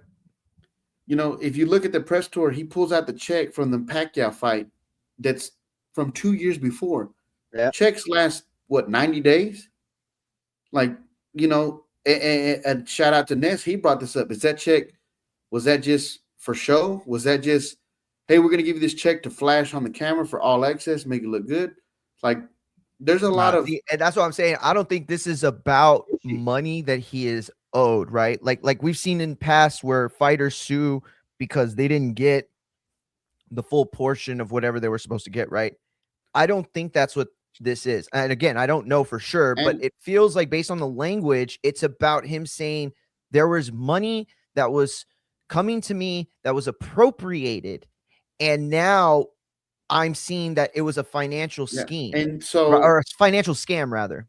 Like I said, this goes back though in Floyd's history because he sued Top Rank unsuccessfully back in 2008. There's articles on it, but it also brings back, and let's talk about Crawford again. Remember, the initial Crawford Spence fight was supposed to be in 2022. Crawford's big gripe was, what is this money being allocated for? Why am I not able to see where X, Y, and Z dollars are going? This is the same thing. So Crawford said, show me the book. They don't want to open the books. They don't want to open the books. They're doing Al Haymon. Al Haymon is a music guy, Hey, Al Haymon checks off all of my events. Did stuff with Jay-Z and Beyonce. My advance. Yeah, bro. No, deals were very prominent in the music game. That's what Floyd was Absolutely. in. I think we're gonna find out Absolutely. that's what Floyd was in. Yep. You could be right. I think you very well could be right. And here's the thing. If you're wrong about it being the music, I think you're right about the context, right? So if it's not the music, then it's the boxing. If it's not the boxing, it's Showtime. If it's not Showtime, it's Paramount Plus. If it's not Paramount Plus, it's PBC. If it's not PBC, then it's Al Heyman Advisor. Whatever it was that he thought he was a partner in, maybe he was. And now he's like, yo, I don't want to be a partner in this shit no more. Fucking Zuffa's over here killing the game, bro. I'm done with this shit. I'm cashing It's like out. that, And they're like, or it's cashing like out? We lost your money, bro. What are you talking about? Or it's like the same thing that happened with Mike Tyson, and he saw the big dollar amounts and signed everything away and joined on. Oh, And that's man, the thing that would about be it, bad. because That would 50 be Cent so came bad out and for him. said, Fuck. 50 came out and said that he had warned Floyd about those deals. Yeah. He did. He said, So, and now to be and fair, 50 he is did not it, a he did dummy. it in a 50 joking is way. very smart. Yeah, Hey, No, but but he did it in there's- a trolly ass way. He's But like, there's I know truth. you can't. yeah, There's he's truth gonna in get- jokes, though, Mario. There's truth No, in you're jokes. absolutely right. Absolutely right. No, and 50, let's be honest, he's an intelligent person. Mhm. If you remember, I think he's the an incredible TNT was businessman. supposed to be 50 and Floyd at first. Yep. So And he went And they out. didn't want to cut everybody another wondered why major. 50 got cut out of the deal, right? All those years ago, him and Floyd were always together, hand in hand, and then suddenly 50 was out the deal. Bro, Why is that? you could make the argument that 50 is part of the reason 24/7 blew up the way it did. Don't get me wrong, 24/7 100%. was always good, Because and think about it, Oscar and people Floyd forget, have more there's a credit lot to than talk anyone. about. The original, see, the funny story is, and this is how I know I'm getting old, but I've been investing in this forever. People say Mayweather Promotions, the TMT first fighter, everybody thinks about his Tank, right? The 1st homegrown guy.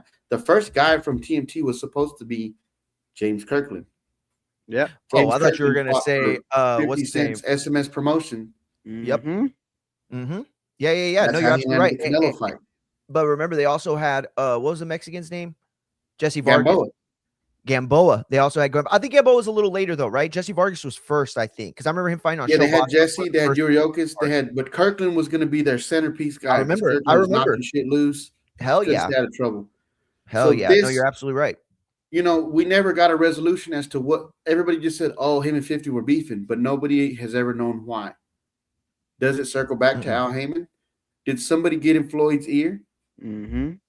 This is something deep, but unfortunately, I don't think it's going to go in favor of Floyd because, bro, this is 8 years ago now. Yeah. No, I agree. You just I noticed agree. his money's not there. Mex, what's your X handle? 1 second. Blank. Yeah. Whenever you can find. Just let me know. While we're on boxing, though, let me also say this because I've been texting Matt all weekend about this. It's been pissing me off. Look, I'm not going to take away from Shakur Stevenson's accomplishments. One of the youngest 4-division champions in history. But the youngest 4-division champion in boxing history is Adrian Broner. That is correct. And that just shows you the level of wasted potential that AB had. So I just want to point that out there. Yeah, bad, absolutely. Bruce. Because you got to remember when Broner did his accomplishment, he had jumped up past 40 to 47 and then came He back skipped down weight to 40. class and then came Yes. back down. You're right, dude. So You're so right. And I get it, bro. Broner these days is not like he's not kind of the a Broner of taboo old. topic. But for me, you should promote how good he was because Broner's potential is going to be one of the greatest what ifs in boxing history, I believe, because 25 years old, he's the true youngest 4-division champion in history. And his fall from grace is something that'll be studied one day. So I just want to point that out because that's been bugging me, man. Broner, despite what he is nowadays, does deserve his flowers because the man, it's sad to see what happened because he could have been the greatest of this generation, but we'll never know. My Twitter handle is at Garces_Joseph. That's at GARCES_JOSEPH. Follow me on Twitter. Especially if you happen to be looking for basketball or baseball recruits.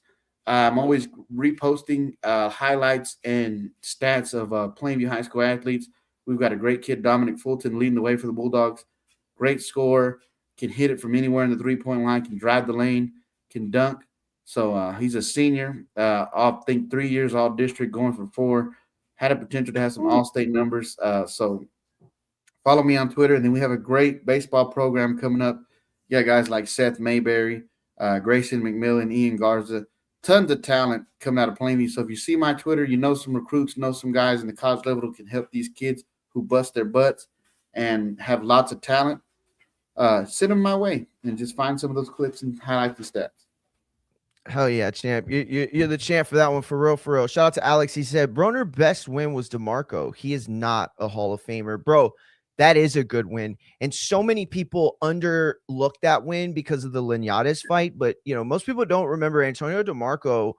I mean, that guy, he might not have been a world beater, but he was a tough day at the office every time out. And Broner really handled him well. Guys, we're going to move on to something that's, you know, my favorite pastime.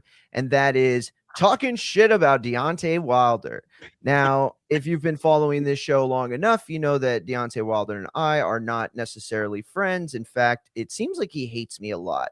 He also put a message on IG on a thing that I commented on. It was weird. I'm not going to lie. That guy's like weird. But anyway. He also threatened your life once. He also threatened me and Ness's life. Yes, that is very true. He did that over text like a retard. And he better hope I never get murdered, or it's in my phone, so the cops will see it. No, I'm just kidding. But anyway, the point is, he is in the headlines again for being psychotic. He was interviewed on Talk Sports, in the UK, and he was on with Simon Jordan talking about the Derek Chisora fight. And oh boy, is he off the meds again or on the med? I don't even know. At this point, I don't know. But we're gonna listen to it real quick, and I want y'all's thoughts. Matt, we'll start with you, but let's give it a listen. I'm not furious about that. I'm not furious. I don't give a about it. I wanted to move you on to Tyson Fury. I don't want to talk about him. No, you're going to. We're here about this. No, but you're going to. We're not going to talk about him at all. But as part we're not going to talk about him at all. Understand that? No, fair enough. All right, then. So let's move on. It's all about Derek Chisora, and that's it. I understand that. The only back, baby. Y'all understand that? You better be. April the 4th is going down. The only reason at the O2, you better be there. Fabulous. You'll be a square. The only reason I mentioned it is because it's part of the shtick that goes with you. And I missed you first time around when you came in here 3 years ago, when you were in your pomp 4 years ago, doing Bomb Squad and all that sort of stuff. And I've always wanted to have a conversation with you because you've made observations about Fury. I have my own views on Fury, and you've called him a cheat. And it leads me. The biggest in boxing. Yeah, but it leads me to a conclusion. Biggest in boxing. If somebody practicing, taking their stuff out of their gloves in training, what you think they're gonna do in the fight? Yeah, but that's all I got to say about that. I want to put something to you about you, right? And Fury just happens to be the hook for it. That's all I got to say about him. You talked about being cheated in that fight. You talked about water being spiked. You talked about your Game of Thrones outfit being too heavy for you. I didn't say that. You said it was too heavy for you. I didn't say that. Okay, well I might be wrong on that one. You talked about the long. Y'all took a journalist that said something because y'all, everybody wanted to come in. Oh wow. Talked about a long count, right? And then you talked about the trainers, Mark Breland not being good enough. No, I ain't say he wasn't good enough. So what I'm asking you in all of this is, it sounds to me, given the character that you are, that's like a little bit flaky. You lost those fights. We got an interview tomorrow. And you saying that someone like Fury cheated you in those fights, I think is kind of disappointing to me. You can say what you want. I know the truth. I have the facts. Okay. Understand that. Because when the documentary and everything to start come out, I'm gonna show everything. Fantastic. I'm gonna get all the people that know and all the people that's in the inside. He got people that the inside of him. I don't what? I don't give a about that. I'm not a Fury. I don't give a. I said we didn't want to bring him up in the first place. They got to do with him. Fucking crying, bro. Cope harder. Cope fucking harder. What the fuck, bro? Here's the thing. I didn't see the full thing. I read the article. And they had the clip. Yeah. And it this was was bad. I never saw it. I saw the first clip. I saw that first part. Yeah. I never saw the rest of it. I saw what he said. I got the comments on quote. Bro, that was fucking crazy. Listen to me right now. If Zuffa, Dana White, Turkey, anybody, Netflix affiliated with this allows fucking Wilder to fight, dude, they should be held criminally responsible for what happens. That man is not healthy enough to work at a fucking daycare or a McDonald's, let alone, like, this dude is so fucking psychotic. So fucking Bro. easily triggered, bro. Matt, tell me. I'm sorry. Here's I'm the problem with shut the fuck everything up. that he said, though, Mario, is if hypothetically, Be right? quiet. Let's say that you know you felt like just like Deontay and you got fucking cheated out of something and somebody did this, but you're not saying these things. But if you're on your social media reposting all these fucking things that fans are saying, and then you come out and re-say those fan theories that they also claimed that he got the bad gloves, that the trainer spiked his water, that his suit was too heavy, the training camp was too long, bro. If you're reposting these things, doesn't that mean that you agree with what all these people are fucking saying for you No at the shit, same bro. time? No So it's shit. like, to me, Okay. Deontay Wilder was completely broken from this fight with Tyson Fury. And at the same time, him doing the ayahuasca trip, right? That when you do something a psychedelic like that, Mario, it strips the ego from the mind of what you Well once said. were and completely Well changes said. you. Now, It didn't strip that ego. Deontay Wilder, well, you got to think like his mentality. Look at his mentality from going from the second Fury fight to the third. That his brain, something in his mind wasn't triggered on correctly to where it once was before, as he was as the big bomb squad, the bronze bomber kind of guy. He can't accept the fact that he lost. And that's the worst part about him. The fact that Now- it's okay that you lost in the fashion that you did, but he even said it after the third fight. He still didn't want to give Tyson Fury respect. So the fact that this eats him alive, it's a problem. And what makes it worse for Deontay is you've won one fight since Fury. And was Joseph Parker cheating? Was Zhang cheating? For real. Prove to me that all these things are untrue. Devin Haney got cheated by Ryan Garcia and came back and beat Brian fucking Norman. Show me what you can do in the ring. Damn, bro. Fuck, that Now, was vicious right there, Matt. I'm gonna agree with everything you're saying, though, Matt. I totally agree. Here's where I'll defend Wilder a bit. In the beginning of that, he clearly tells this gentleman, "I don't want to talk about that." Yeah. Okay. If I've asked you not to speak about something and I asked you nicely and I said, "Hey, I'm here to talk about something else," and you press the issue and I snap, that's kind of not on Wilder. Now let me play devil's advocate and help the Wilder fans out here. It's the most life we've seen out of Wilder since You're not fucking before lying. the second Fury fight. What a great point. What a That man great has fucking been point. Something a I didn't walking even corpse consider. For 6 years now. So that could be a good sign of life. If he can muster up a way to spark Chisora, good on him. A tough fight though. That's a super 100% tough fight. And that's why I say if he can muster that up and spark Derek Chisora out in England in front of Fury's home, I'll give him all the credit. And that's something that can fully, because that's the thing is Wilder never took the time to build his confidence back. Yes. Credit to him. That's somewhat ego, somewhat a warrior spirit, but this is the most life I've seen out of Deontay Wilder in a very, very long time. Well said. That was the Bronze Bomber. That was the Bronze Bomber's first appearance since February 29th of 2020. Okay, it's 2026. Now, but again, I'm not too harsh on Wilder for this situation because he very kindly and very respectfully said, "I don't want to speak about Tyson Fury." Correct. And the guy pressed the issue. So kind of you got to take what comes with that. And that's how they do it over there in the UK too. They like to really antagonize the people that they aren't love from their there, clips. and they love to press their issues and press all the buttons. What's the political guy's name, Matt? Pierce Morgan. You ever watch Pierce? That's Pierce exactly Morgan. how He likes to do that he shit wants a them lot. clips. Oh, he wants them clips, bro. He's thirsty for them clips. Yo, I swear to God, he follows a girl named Clips on OnlyFans and just masturbates to her and pretends it's actual clips. But I want to say this real quick, right? And again, I appreciate Mex always trying his best to be unbiased. So I love that he said what he did about Wilder. Now, I'm going to push back on it again because even though I think he's right, when somebody you're interviewing tells you we're not talking about this topic, as a journalist, if you continue to push, you know what you're fucking doing. You know exactly what you're trying to do, right? And so I'm not going to try to defend the journalist on that angle at all. However, right, I want to bring up Ryan Garcia because Ryan Garcia went on this rant right before he got his meds even partially right about kids being fucked by Hollywood elites and politicians and all this shit. And he said he had direct knowledge of elite billionaires molesting children. That's what he said, right? So if he were to come on, right, to talk about the Mario Barrios fight here, I would press him on the molesting kids. And if he were to say, hey, whoa, wait.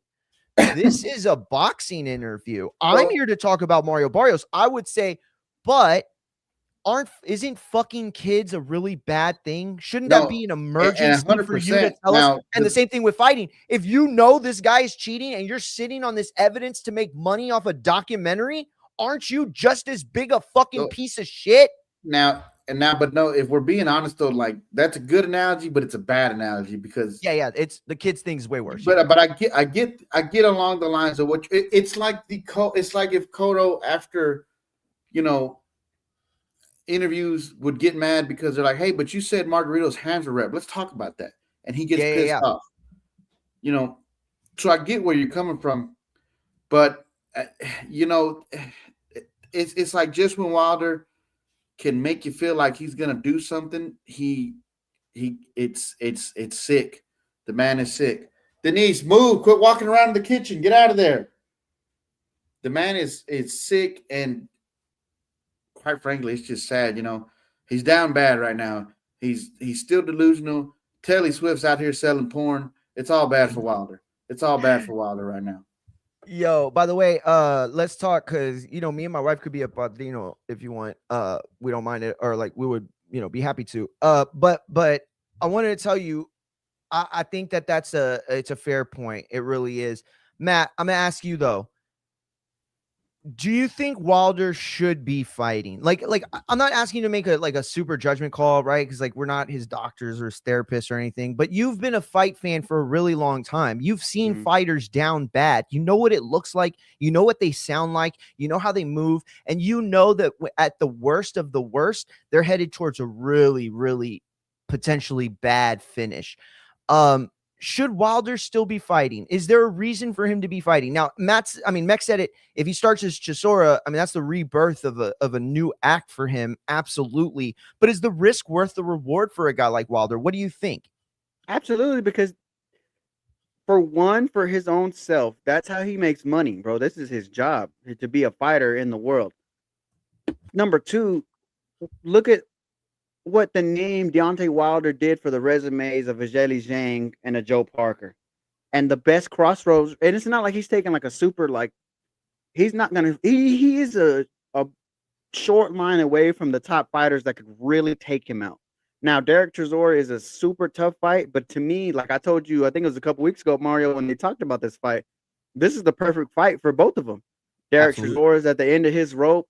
He's always been a rough and rugged guy, and Deontay Wilder is trying to build himself back up to the top. Is he still a viable commodity? To me, yes, because look at all the traction and interaction they just got from this interview. Everybody, you see this, you think Bomb Squad is back. Now, he has to then take all of this that he's doing and win. That's the main thing he needs to do.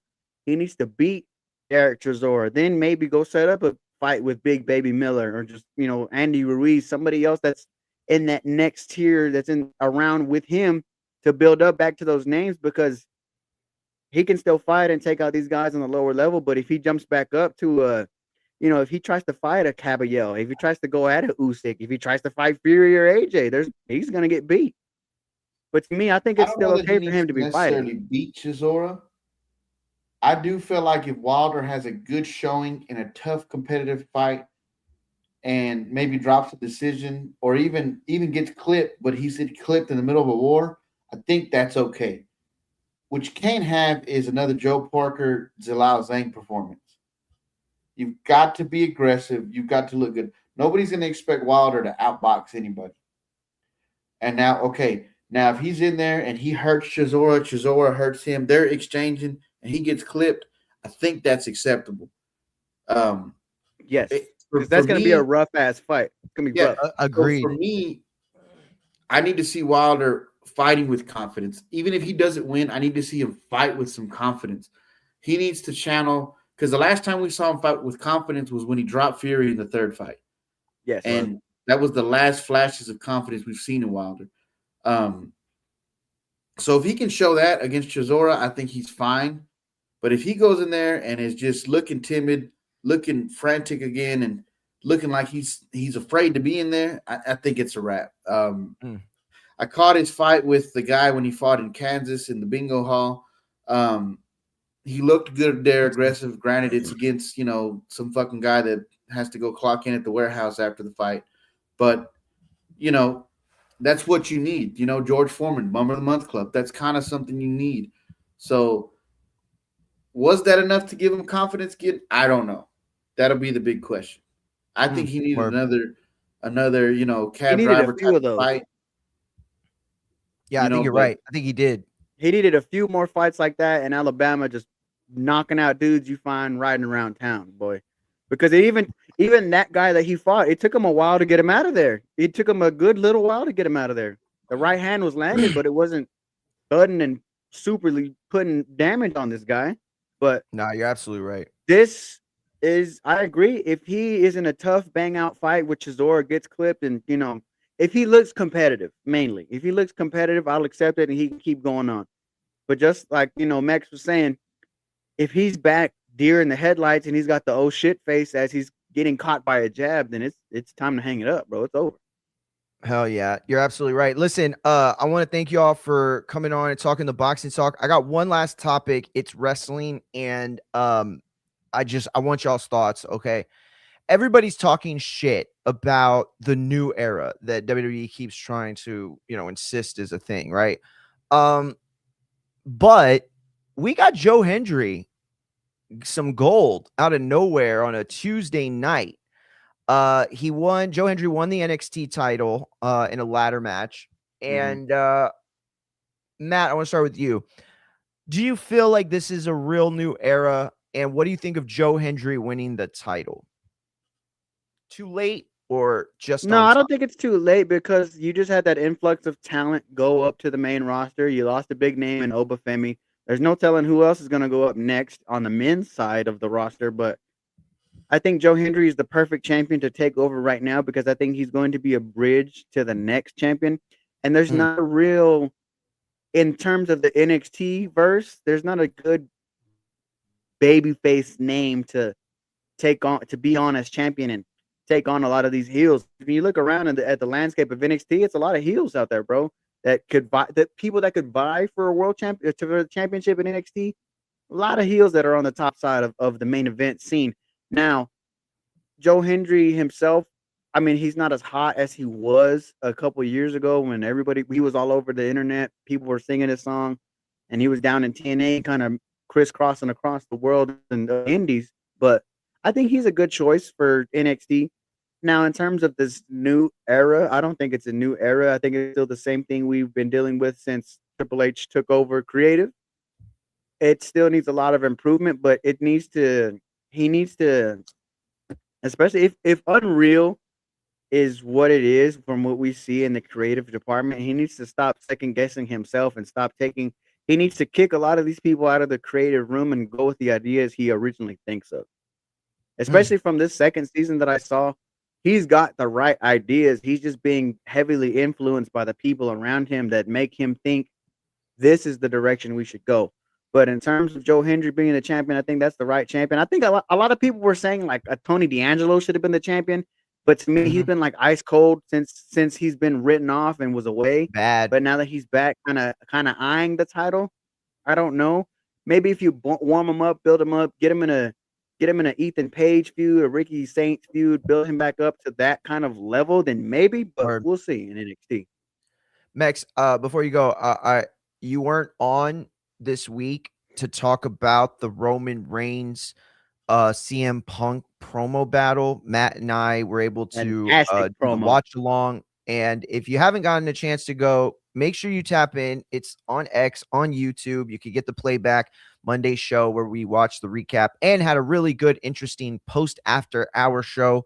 I actually clipped it, Matt. I'm gonna post it on my main channel just to post it. At the end of the day, I just think it was good radio all around. I think it was funny. I think it was Mhm. entertaining. And by the way, I've had a couple guys reach out to me saying that they very much appreciated and liked it. I mean, these were already followers of of the show, but still. Also, Yeah. they said that they thought Mex was the funny one, and then they were like, "Damn, we didn't know Matt was the funnier one." That was just a shot they were taking, because they were like, Matt's always so like not reserved, but like professional is not the word either I'm looking for. I don't know what Oh to say, no, but like, bro. Matt's one of the funniest people I know. yeah. No, and that's what I told him. I'm like, no, dude, Matt is fucking hilarious. It's just he's very straightforward business. Like he's a guy who's like, he's not looking to take shots. He's just His funny, podcast and I with Tony respect is that the awkward. most. I'm more unfiltered. Yeah. I feel exactly. But Mex, tell us please, what did you think of that fucking amazing promo battle? Do you feel like we're in a new era, as WWE keeps insisting? And Joe Hendry, was it too late or too early? What did you think? So I'll briefly touch on Joe Hendry because I don't follow NXT that well. But I think it's a good call. It's because what else are you gonna do with him? He's got a little steam. You need to rebuild him. You need to get a main roster ready. Now, is Joe Hendry a world champion? I don't know. I don't know how long this works. But I think this is a good way to see, hey, let's see what kind of draw this guy is on NXT level. Let's see with him carrying the main NXT belt how it goes. So it's a good call for me. I don't feel like we're in a new era of WWE. Matt brought up the Unreal stuff, and see, this is why I say, Unreal is the perfect name for that because the show is unreal. It purposely, I feel like, is designed to take the blame off of Triple H. And Mario can tell you, I'm a big defender of Triple H, but that show this past season was designed to make everybody around Triple H look like an absolute dumb fuck, so that when bad shit happens, you can say, yeah, it's that fucking booking room, man. Triple H, he's got great ideas. He just needs to quit listening to the people around him. It's done its job. I think it's really done its job. They sacrificed the Road Dogg to look like a complete dumbass, Ooh, which by all accounts is not true. Remember, the Road Dogg is responsible for the bloodline. you're right. They backdoored his ass bad, bro. They backdoored the shit out of him. But hey, man, bad. Sometimes, that's how shit goes. So I think that's doing its job. But now that's what I really want to talk about, man. Roman and CM Punk. I haven't had anything in a very long time just instantly get me excited for WrestleMania like this promo battle just did. I mean, I'm fired up for Mania now. I don't even know the rest of the card. I just know I'm fired up for the build. Now, the match could be absolute dog shit. Punk is old. We get that. And I love CM Punk. I'm a CM Punk fan. I left AEW when he did. But, he's not – it's just not 2012 anymore. Let's just call it what it is. But the build to this match is going to be absolutely fucking incredible. The callbacks. You're going to hear a lot of mention of Moxley. CM Punk has made the back half of his career this Twilight. It's ironic. He birthed, story kayfabe wise, birthed the Shield, birthed those three guys, and the twilight of his career is going to be him having a monster feud with each member of the Shield through two different companies. So the callbacks are going to be great. The build is going to be great, and the one thing I want WWE to do is, look, man, obviously Roman's not going to be there every week. You're going to have to give something for CM Punk to do. That's why they sprinkled in the Finn Balor stuff. Cool. I think you're right. Let's not make this a triple threat. We don't need Seth involved. We don't need Paul Heyman involved. At all. Let these two paint the picture. Let them do the magic. And decide it. Yes, absolutely. A decision. We need a definitive win. And here's the thing. I don't even think it has to be clean. I would like it to be clean, but it doesn't have to be clean. At the end of the day, I just want a definitive I don't want nobody else involved in the build. I don't want I don't either. At all. Let these two guys, first of all, Roman has come such a long way in his promo skills. Right? Right, dude? I mean that Yeah. that And showing Roman has from Monday was progressed so crazy. much in his mic skills. So let these guys paint the picture, because this is something where me and Mario constantly disagree, because Mario is a work rate guy. Mario loves the in-ring. I love in-ring too, and I love work rate. But this past Monday is, to me, what professional wrestling is. Is Okay? absolutely. You're not wrong. That This well is a said. draw, because if you see that promo battle, if you haven't watched wrestling in 5 years, but you see that, you're like, shit. Oh, you're horned Yes. up, dude. Yeah. You're horned up to That's a the match. tits. It was- Hell yeah. It was our reaction live in real time, because a lot of people were complaining that we're getting the same old guys getting into matches with each other, stealing these moments and these matches at WrestleMania. But you get this promo battle with these two, and it instantly turned the crowd to yes, this is Yeah. what we want. This is what we need, And that because felt fresh. and it felt fresh and amazing. And then the way I really hope they go about building it, like they start doing promos against each other, like kind of like the old school. They start talking about each other separately, and then they slowly get face to face, and they stand and they just get closer and closer and closer until that boiling point at WrestleMania comes and happens. This has a high chance to be one of the best builds to a main event in a long time. Agreed. Matt, I want to ask you though, real quick. Mex brought this into the conversation, and I talked to Abe about this, and I want your take, both of y'all. I loved the Finn Balor match. Loved it. It was so fucking good. I hated what they did the next week, right? And it's not that they can't keep him heel, but like, let's draw it out a little. Let's make it interesting, right? Don't just squash his goodwill after like a week, right? That said, though, I absolutely want no part of a CM Punk Finn Balor match at Elimination Chamber. And I'll tell you why. Not because I don't want to see them run it back, not because I don't believe Finn would make a great champion, but because nothing should get in the way of this monumental match. Imagine if we were going to watch Floyd Mayweather, Oscar De La Hoya in 2007. All right. And we have it signed. If y'all remember, as well as I do, that fight was signed so far in advance. It felt like it was never going to get there. And imagine like sometime in January, right? 4 or 5 months before the fight, they say, hey, you know what? We're going to go ahead and let Oscar De La Hoya fight 2 pounds before the Mayweather fight. Like, no, that's a boner killer. You're not doing anything to hype it if we know Finn's not winning.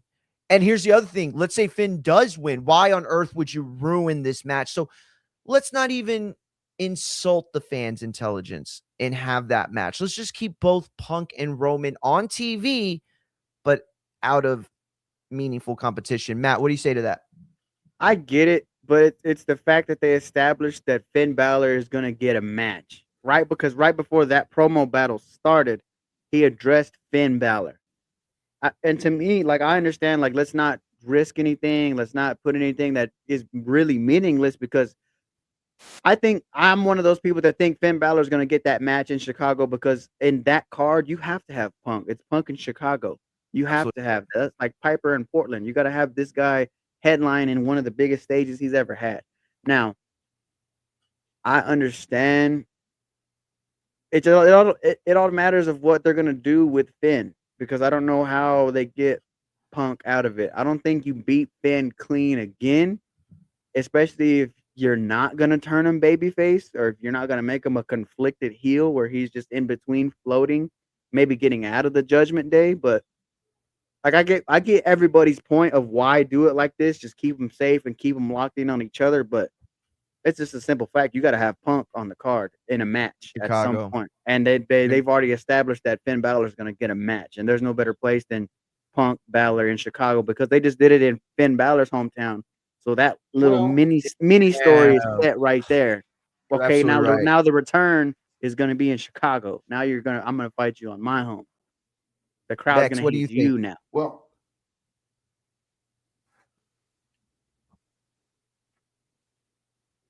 Did you freeze? Oh, never mind.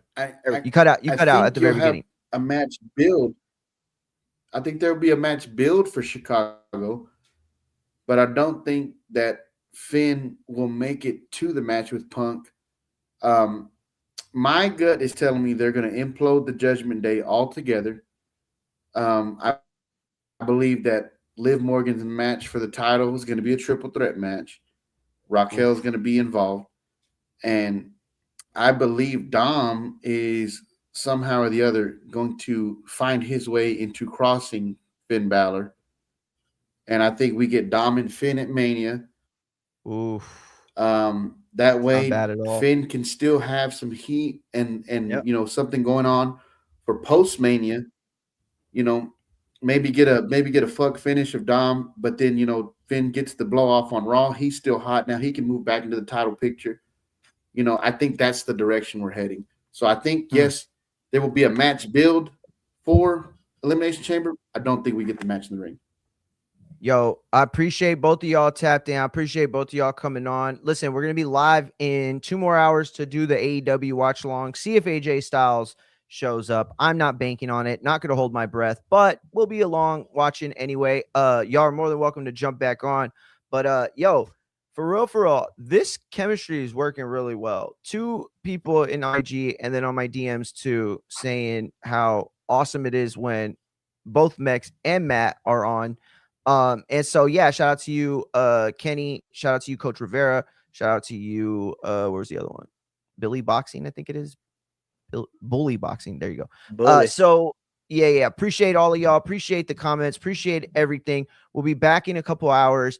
That said, make sure you go to easily one of the most tapped in sports centered places on YouTube. All right. It's called Talking About Radio. Talking About Sports is the show.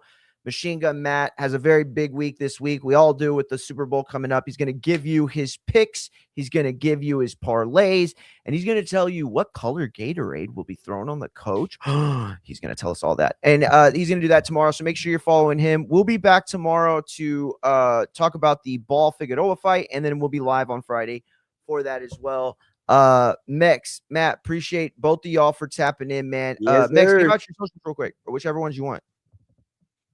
What was that?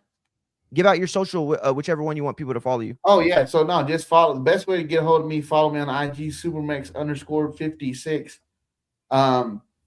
Working on some kind of weekly or daily show. I kind of don't want to box myself in, so it's gonna be politics may or may not be in there. That may be something that me and Mario have to go do on Rumble, but I do want to have that situation set up. But as far as YouTube go, we're working on something. I want to take a page out of Conan and Disco's book and be kind of a men's magazine where we just talk about everything: music, movies, current events, what's going on in life, sports, just shooting the shit. I think we really tapped on something. I wasn't on the show for it, but I was obviously facilitating and had a big part of some of the stories the other day. Working on a segment of my own called Black App Tales, where we will just tell some of the most off the wall wild stories that. That's the thing is y'all don't even realize how much experience Mex and Matt have in this world. Absolutely. Like across the board. It's some of crazy. These stories you may not believe are true, but thankfully for you guys, Supermex was always handy and had no problem recording people doing wild shit. So there's video evidence of most of these things. So we'll have that coming your way. We're working out the kinks on that. But all I know is the next story I want. All I know is the next story I want is how the guy who drives professionally was my so God. terrible at it for a minute Well, or two. we'll chop that one up next time. Yeah. I wasn't professional at the time. Oh, okay. Well, then that's fair. Matt, give out the socials real quick. Yeah, no doubt, bro. Thank you, guys. You mentioned earlier. Everybody tune in to Talking About Radio, hosted by me, Matt Garces. We will be live tomorrow night, 6:30, 7 p.m. Central Time. We're going to talk, obviously, preview and predict the Super Bowl. We're going to preview the NFL Honor Show. Who's going to win the MVP? Who's going to win Rookie of the Year? Who's going to make to the Hall of Fame, especially with all this controversy with Kraft and Bill Belichick?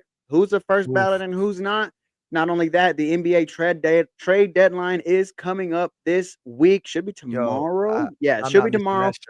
Shout out to all the sad Mavericks fans that were in my chat telling me that Anthony Davis wasn't going to get moved. He got moved earlier this afternoon, meaning you traded Luka for nothing. So, tune into the show tomorrow. Obviously, like we said, more segments coming on the way. Shout out to everybody in my comment section. Make sure to go follow our friends over at Infighting FX. Join this man, Mario Munguia, live weekly, just like us, but we will be back tomorrow. Like I said, that segment that we're going to have similar to Supermax. I'm gonna have the multiple segments. Like I talk about wrestling with Mario, talk about sports with Justin. We're gonna talk about life and get a few of my friends on the show to see who wants to let me pick their brain and tell all the cool stories we've been through in this life. But yes, once again, talking about radio, youtube.com, talking about radio, twitch.tv, Matt_Garces4. Appreciate you, Mario.